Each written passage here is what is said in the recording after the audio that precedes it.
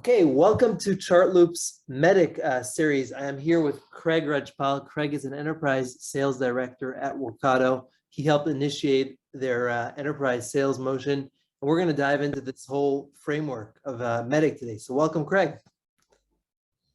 Sean, great to be here and really exciting to be chatting. I think this is our third time now that we're coming together to do this. So really excited to be chatting, and MEDDPICC has been something pretty close to my heart. I've been using it personally as a salesperson, but also a lot of my team members have been adopting it. So excited to share more. Absolutely. So let's dive right into this.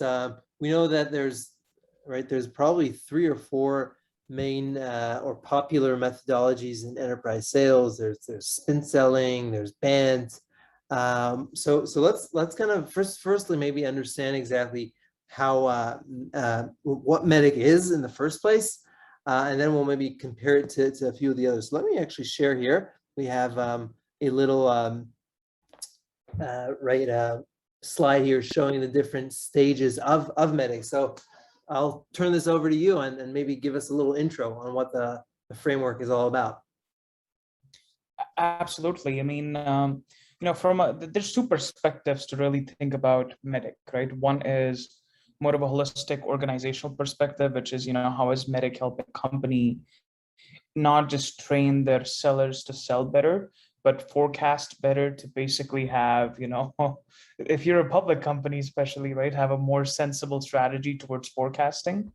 And B, from an actual selling perspective, MEDDPICC is all about, how me as an individual seller can utilize a core framework or a core tenets of a construct to be able to evaluate my own sales cycles. So when I'm not able to see gaps or when I'm not able to see holes in this beautiful sales cycle, how do I fix those? And I think that's what MEDDPICC is at a holistic level. It's basically a way on how you lead and run your sales cycles. Absolutely. Absolutely. Great. No, that's a very good segue here. So maybe to share with us a little bit more, you want to maybe tell us a little bit about the stages and how one gets it started? Can you actually see my screen here with the different stages? No, if you pull it up, that would be great. I cannot. Let me do this. Let me share it. Yeah, this should work. Here we go. Perfect. So yep, now we can see it, right? So just to kind of walk folks through, I mean, MEDDPICC, it's not necessarily you'll follow the M and then the E and then the D and so forth. The first stage in any sales process is the discovery stage, or as some of the folks on the outbound selling side, it's more on the value alignment phase when you're trying to pitch, okay, how does this align with the value you're supposed to deliver? When you think of MEDDPICC, I think the first stage in the sales cycle is really the I, or the identification of veil of pain or a strategic priority. That is when you're starting a sales cycle. Let's assume you're a seller at Salesforce trying to sell Salesforce to a company like to a large sales organization, right? That potentially needs CRMs and all the things that go along with it, right? So the first step is going to be identification of, okay, what are the specific gaps that this company might be facing, which Salesforce as a product uniquely solves, right? And that's kind of that's essentially the building ground or the foundation on top of which the rest of the sales cycle is going to be based upon, right? Post that, you really dive towards, more of the technical scoping or the, more of the ingrained scoping process when you're trying to figure out, okay, if this is the pain, how does Salesforce.com or your solution specifically solve this pain? And that's when you're really, folks often ask me, especially some of the folks who are just starting off their careers in selling, is how do we make champions? And, I think there's this very famous saying, pain finds champions. So, if you need to find champions, go find the right sort of pain. And the company, which is, stopping somebody from succeeding, stopping somebody from getting promoted, whatever the underlying catalyst may be. But pain is really the mechanism to champion. And that's essentially also the next phase in your MEDDPICC cycle that you're kind of identifying. The other thing is the sooner you find your champion, pretty sure your competition has found their own. If you're both relying on the same champion, you're not relying on the champion at all. You're just relying on somebody who's just coaching you through their selling motions, right? Once you've gotten there and there's quantified pain, the company is going to definitely do something. That's when you're really diving into critical aspects like the decision criteria. Hey, we as a company are looking for a CRM, but these are the specific components or the attributes that we're thinking about when we think of a CRM. That's the decision criteria. Furthermore, when we think a little bit further down the line, when we're talking to the teams, okay, we understand your decision-making criteria, but what is your process going to be? Are you going to do a POC with 5, 20, 30, 50 people in your organization who are going to get their hands on keyboards and look for, a specific component, basically do a proof of value of the solution? Or B, is it going to be more of a catered demonstration? Once you've made the technical win, what is the process from there for on out? Like, who does the negotiations? Have you approved the budgets? Who are the key people from an economic buying perspective, and so forth? And then, of course, as you go past, the technical scoping phase, before you even get to a proof of value, you're really aligning yourself with the economic buyer to make sure that at the end, the whole project is with somebody who can sign off on the dollar bill. During the scoping process, you're trying to understand the pre and post process metrics, which are all about, okay, my sellers take 40 minutes long each day when they are missing a CRM. Putting that ROI together so the company understands, and you as the seller have, a quantification of the business value of, look, these 40 minutes times 1,000 sellers at your company is costing you $2 million a year. And you have that to present when you put forward your business case. And then when all is good and well and you have the technical win, really understanding the paper process. Because as you know, in many large organizations, if it's a 9 to 12 month or 9 to 18 month selling cycle, you might get the verbal win at the first year mark, but the paper process might take you another 6 months on top. Sure. Would you say the paper process, the bigger the organization, the typically longer it takes? That is correct. Yes, that's right. So I mean, I've seen everything from paper process as small as 2 months to as long as 9 months to even a year. Actually, at times it really depends. And sometimes the paper process might be as straightforward as, hey, we need to get approval from our CISO org, or we need to get approval from we need to get legal aligned and make sure that the DPA and the MSA terms of services are all lined up within the organizations. On other times, it can be, just their internal paper process. That is, hey, even though like it has to go through approvals 5 stages above, and like folks have sold to Walmart specific above a specific threshold. Walmart is pretty famous for getting everything done and then a click being waiting on the CIO's table for 7 months, just for the CIO one day to open up that approval in Coupa and hit approve. Been on the other side with some of those sellers, and believe me, it's painful. So having forecasting capability and having a full understanding of the thorough paper process is essential. Totally. Nice. So we pretty much covered everything. Did we mention refer to competition? That's like earlier on, you would say, in the process? The sooner, I mean, often it really depends upon the cycle, right? And I think it again begins with the identification of either pain or the identification of a strategic initiative. And what I mean by that is, if the company is already understanding, hey, that we have a gap that we need to fix, more than likely they're not just evaluating you as a specific vendor, but 5 other vendors alongside you, right?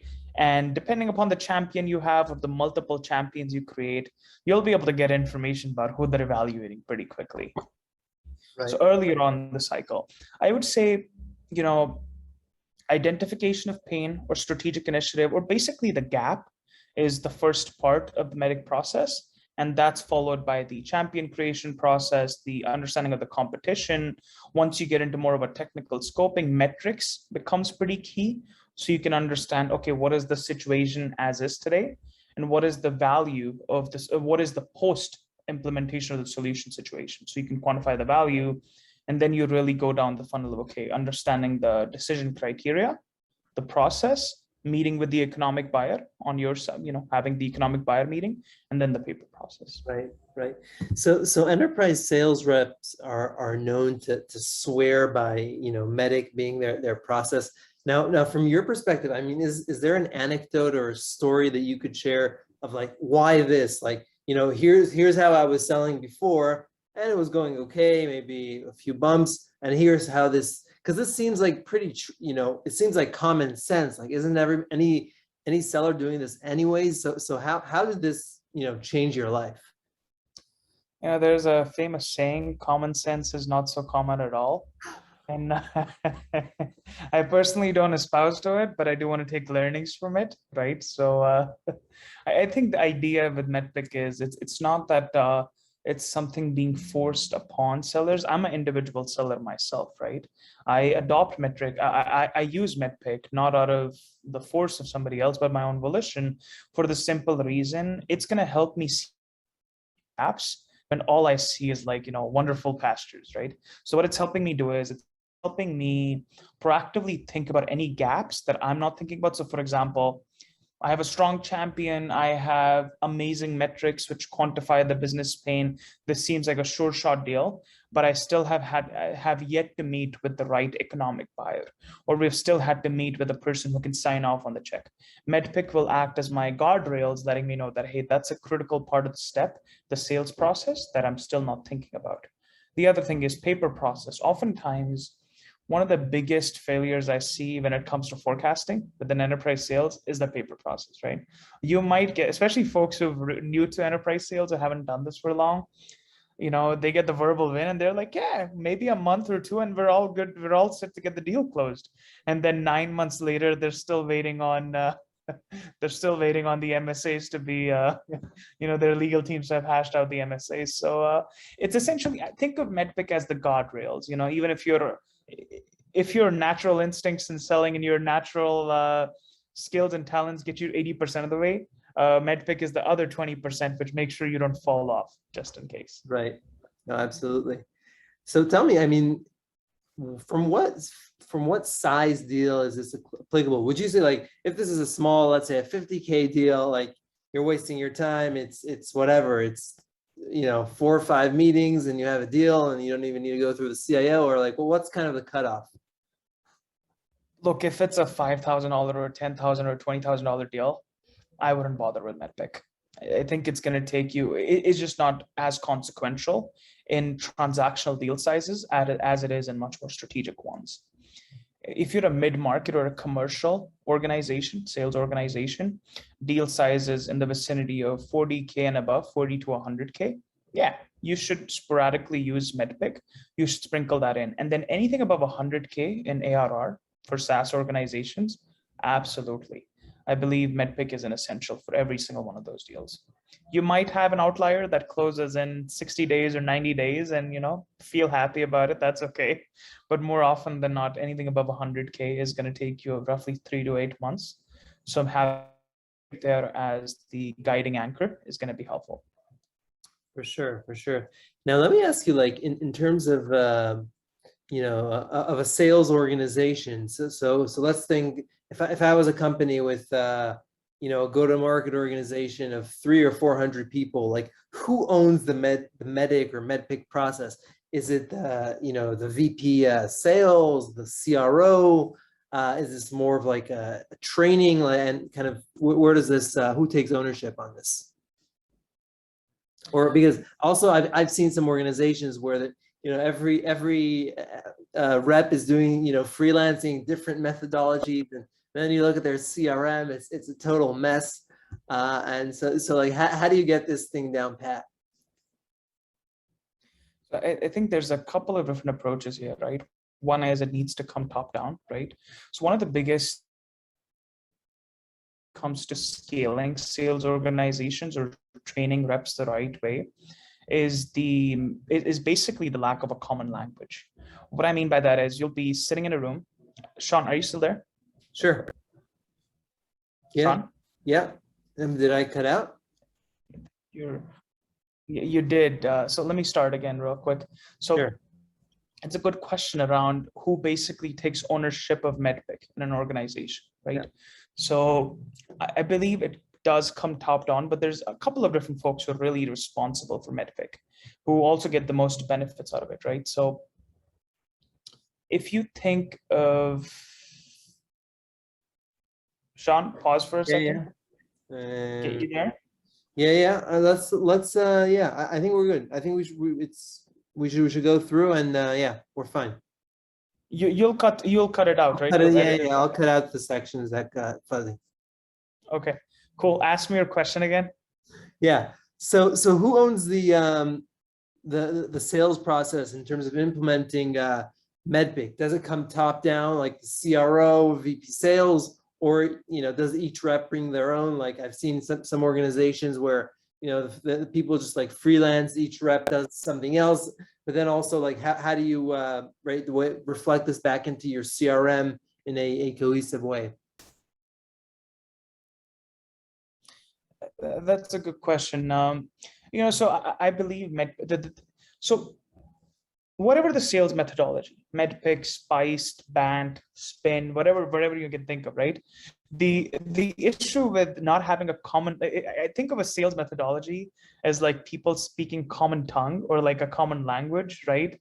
If you have 20 sellers in your company, or 5 of them speak French, the other 5 speak German, the other 5 speak English, the other 5 speak Mandarin, it'll be impossible challenge for you to really train those reps on anything. So MEDDPICC should be seen as a top-down kind of an initiative where it really is bringing everybody to speak the same language so that each person can understand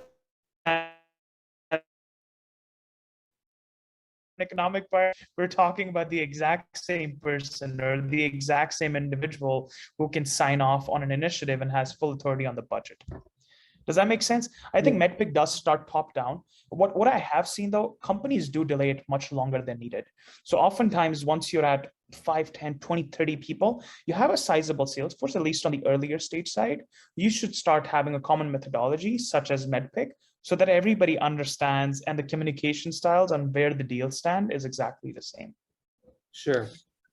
Absolutely. And let me ask you this in terms of the sales stack and like, doesn't matter, in terms of what framework you're using, how you implement this along with your tools, like, if you're using something like a Gong or a Chorus to track your deals or your CRM or some of the other very essential technology stack in order to sell better. So what would you say? So oftentimes what I've seen companies do is within their CRMs, most often Salesforce now for 99% of folks listening to this, right? It is basically they've actually created custom fields such as identification of pain and basically every single one of the MEDDPICC acronyms in there to kind of go in. So as the deal moves from like say stage 1 to 2, the reps have to add those key components in. Right. No, and it's a good question to leverage Gong and Chorus. So I haven't seen a lot of folks like really map out specific areas where you tag back to like a Gong recording of where this was spoken or this specific MEDDPICC acronym was satisfied, if you will. That I haven't yet. It just becomes too forceful on the reps, so not a good idea. But yeah, in Salesforce, absolutely. I've seen folks have custom fields that you have to input to get to move a deal from stage 1 to like say 3. Right. And do you guys have any like meetings around this, like a weekly? Is this like part of like weekly sales planning or whatever intervals to kind of that MEDDPICC allows you to really have a clear picture on your book of business? So we don't have meetings on MEDDPICCs. We have meetings that do leverage MEDDPICC. What I mean by that is our forecasting is predominantly based on top of MEDDPICC so that we understand, okay, where do we stand in the buying journey? Is this somebody super early on where we're just discovering the pain or the strategic initiative that we're going to align ourselves with? Or is this something much where we're meeting with the economic buyer, we have a verbal understanding, we've conducted a proof of value. So it's essentially acting as more of a that map, right? That map of the sales journey, letting us know where we all stand. And we're using MEDDPICC as essentially the guiding map, or the guiding North Star, if you will. Right, absolutely. And I've seen this trend with a lot of these larger companies. Like once the company hits like 100 million or 200 million in revenue, they bring in force management, which includes some of the people who actually were the founders, or the people who came up with the methodology in the first place. I believe at PTC. To kind of consult and help implement, at large scale, MEDDPICC. So the question is like, why so late? Like, doesn't it seem like you'd want this, as you said, like once you have 50 reps, 100 reps, you definitely want to have, like, you don't want to have another tower of Babylon. So I wonder if you saw that yourself, and then if you have any thoughts about that. Yeah, no, so I'm actually a big fan of John McMahon. So force manager, John McMahon is look, I revere him. I think he does fantastic coaching to a lot of folks in sales. He's a 5-time CRO himself. He came out with a recent book that I'm a very big fan of. It's called The Qualified Sales Leader. He talks at length and about MEDDPICC closer to the end, and just sales in general, and how do you basically it's a story of he takes an organization that's suffering from a sales perspective, a go-to-market motion perspective, and really turns it around. So would highly recommend, if you're in sales and go-to-market and sales enablement, whatever the function may be, if it's revenue centric, highly recommend you check it out. Absolutely. So I'm very excited. We're definitely going to dive into John McMahon's new book with our series here. So this was an awesome intro to MEDDPICC, and then over the next few sessions, we're going to dive into each one of the actual components and see how we actually can plug it into each one's sales process. So Craig, really excited to do that with you. Excited to do that with you as well, Sean. This is going to be great. Thank you so much. Thanks, everybody. Thank you, Greg. Have a good one.